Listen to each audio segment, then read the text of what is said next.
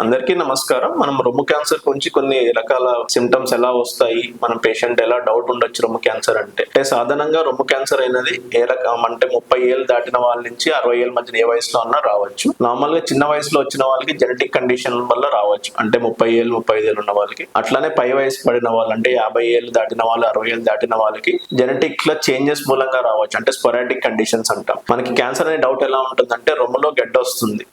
ఆ గడ్డ ఏంటంటే మనకి నొప్పి ఉండదు దాని మూలంగా, కానీ గడ్డ సైజ్ పెరుగుతూ ఉంటుంది. అట్లానే కొన్ని మందికి సంఖలో గడ్డ కూడా రావచ్చు. అట్లానే మనకి నిప్పుల నుంచి డిశ్చార్జ్ అంటే రక్తం డిశ్చార్జ్ కానీ లేకపోతే ఏమైనా చీమ్లా కానీ మనకి రొమ్ము నుంచి రావచ్చు. మనలైతే ఎక్కడన్నప్పుడు కొన్ని మందికి క్యాన్సర్ సైజ్ బాగా పెరిగిపోయినప్పుడు మనకి రొమ్ము దగ్గర ఎర్రగా అవుతాం కానీ స్కిన్ నుంచి నీళ్ళలాగా కారతం కానీ ఉంటుంది. ఇట్లాంటి కండిషన్స్ ఏదైనా ఉన్నప్పుడు వెంటనే దగ్గర ఉన్న డాక్టర్ చూపించుకుంటే కనుక మన రొమ్ము క్యాన్సర్ ఉందా లేదా డౌట్ అనేది క్లారిఫై చేసుకోవచ్చు. అట్లానే మ్యామోగ్రామ్ కానీ అల్ట్రాసౌండ్ కానీ పేషెంట్ ఒక వయసు బట్టి మనం అడ్వైస్ చేస్తూ ఉంటాం. దాన్ని బట్టి డయాగ్నోస్ చేసుకుని అవసరం ఉంటే కనుక పెట్ స్కాన్ కానీ బయాప్సీ చేసుకుని క్యాన్సర్ కన్ఫర్మ్ చేసుకుని దాని ప్రకారం రొమ్ము క్యాన్సర్ సంబంధించిన ట్రీట్మెంట్ తీసుకోవాలి.